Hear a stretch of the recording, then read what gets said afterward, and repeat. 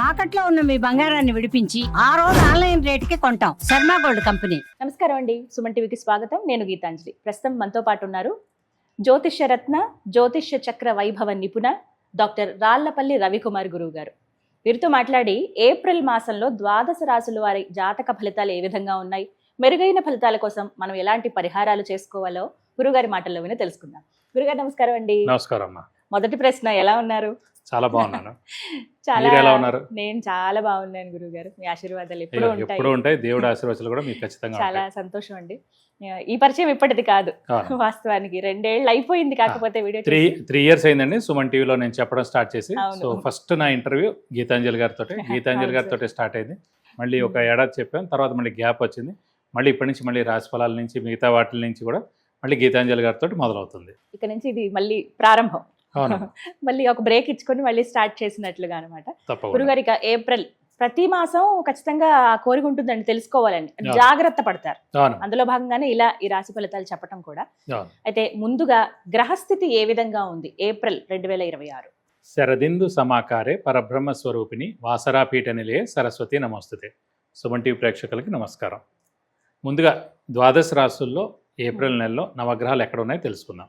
ముందుగా సూర్యుడు వచ్చేసి మనకి ఏప్రిల్ 15 టు మే 15 ఫిక్స్డ్ అండి. సూర్యుడు మేషరాశిలో ఉంటాడు, ఉచ్చ స్థానంలో ఉంటాడు. సూర్యుడు అంటే తండ్రి కారకుడు, గవర్నమెంట్ కారకుడు, ఆరోగ్య కారకుడు. అలాగే ఎవరైనా ఉన్నారంటే సూర్యుడు ఏప్రిల్ 15 టు మే 15 ఎవరు పుట్టినా కూడా రవి ఉచ్చలో ఉంటారు కాబట్టి వాళ్ళకి గవర్నమెంట్ జాబ్ రావడం కానీ, అయితే వాళ్ళ నాన్నగారు గవర్నమెంట్ జాబ్లో ఉండడం కానీ, లేదంటే గవర్నమెంట్ నుంచి హెల్ప్ పొందడం కానీ ఇవన్నీ కూడా ఉంటాయి అన్నమాట. సో ఈ నెల ఎవరు పుట్టినా కూడా ఆరోగ్యరీత్యా కూడా చాలా బాగుంటుంది. నెక్స్ట్ వచ్చేసి మనకి కుజుడు వచ్చేసి మనకి మీన రాశిలో ఉంటారు ఈ నెలలు కూడా. రాహు వచ్చేసి మనకి కుంభరాశిలో ఉన్నారు. అలాగే గురువు వచ్చి మనకి మిథున రాశిలో ఉన్నారు. శని వచ్చేసి మనకి మీన రాశిలో ఉన్నారు. బుధుడు మటుకు ఈ నెల అంతా కూడా నీచ స్థానంలో ఉంటాడండి. ఎందుకంటే 10/4/2026 నుంచి బుధుడు నీచ స్థానంలోకి వస్తున్నాడు మీన రాశిలోకి.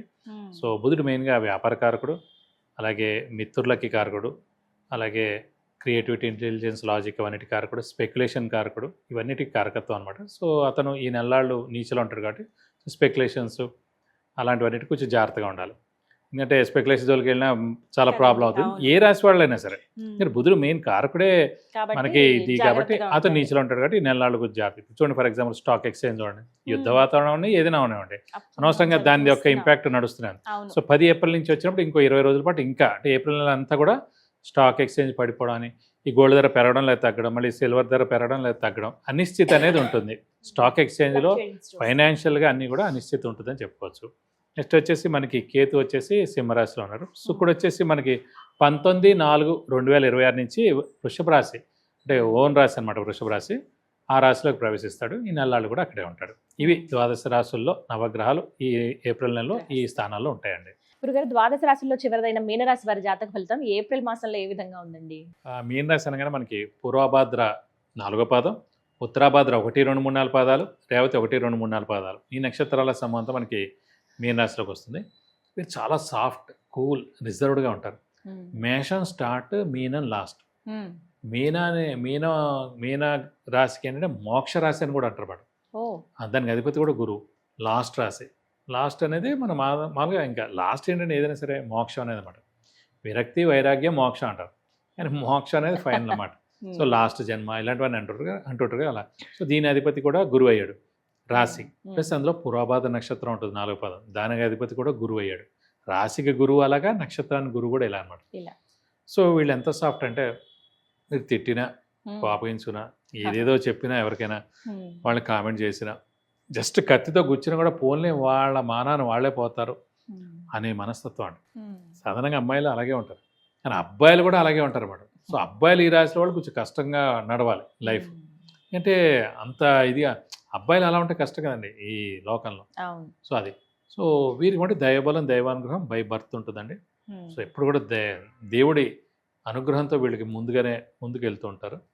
వీళ్ళకి ఏంటంటే మెయిన్గా రాశిలోనే శని ఉండడం వల్ల అని, సాధారణంగా రాశిలో శని ఉండడం అంటే శని చంద్రులు కలిసి ఉండడం అని.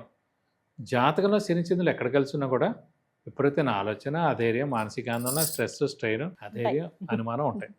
అలాగే చంద్రుడు కేతువుతో కానీ, రాహుతో కానీ, శనితో కానీ ఎవరిని కలిసినా ఇలాగే ఉంటుంది. శనితో అయితే ఖచ్చితంగా ఉంటుంది. చంద్రుడు మాతృకారకురాలు కూడా కాబట్టి ఆ తల్లి కూడా ఎక్కువగా ఆలోచిస్తూ ఉంటుంది. ఇదే పాయింట్ మళ్ళీ.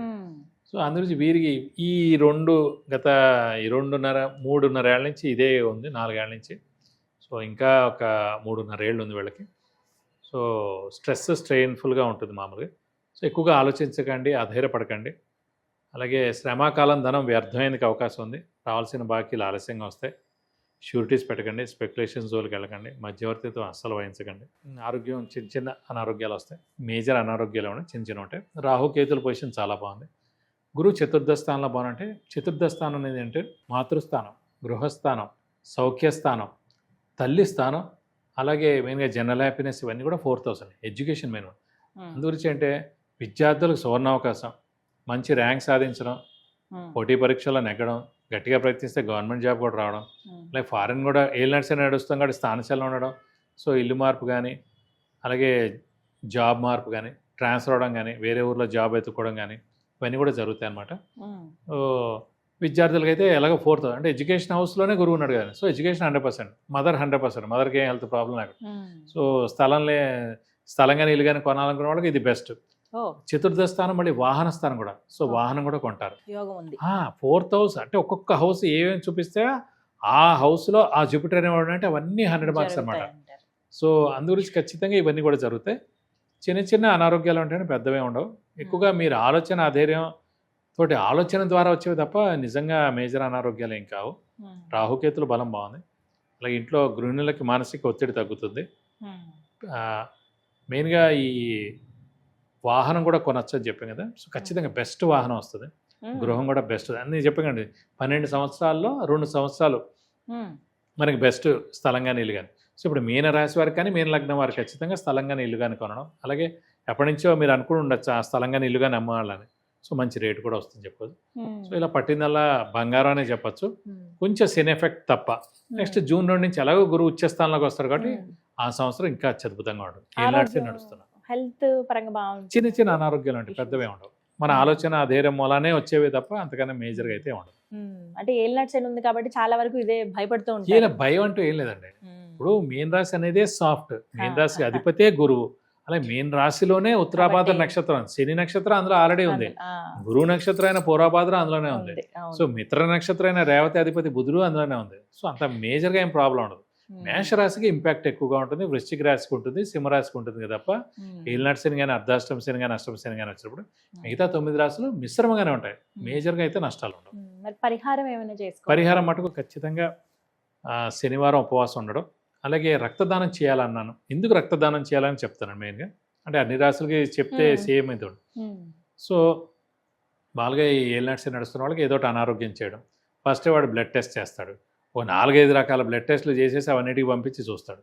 అదే ప్లస్ చిన్న యాక్సిడెంట్స్ కూడా జరిగేందుకు అవకాశం ఉంది ఏలినాటి శని. సో ఇవన్నీ ముందే మీరు బ్లడ్ డొనేట్ చేశారనుకోండి ఏ దోషం ఉండదు. ఇంకోటి ఏంటంటే మీరు బ్లడ్ డొనేట్ చేసిన తర్వాత ఆల్రెడీ అక్కడ సర్జరీకి ఎవరో పేషెంట్ రెడీగా ఉంటారు, పెద్ద యాక్సిడెంట్ కేసే వచ్చి ఉంటుంది. ఆ టైంకి అర్జెంట్గా ఎమర్జెన్సీలో మీ రక్తం వాళ్ళకి ఎక్కిస్తారు. సో మీ రక్తం ఎక్కించిన తర్వాత ఏదైనా మీరైతే అక్కడ మీది డెబిట్ అయిపోయింది, మీ రక్తం అక్కడ ఉంది. మీ తర్వాత ఎక్కిచ్చారా ఎక్కడ ఆ దేవుడు అకౌంట్లో అయితే మీది అక్కడ ఉంది.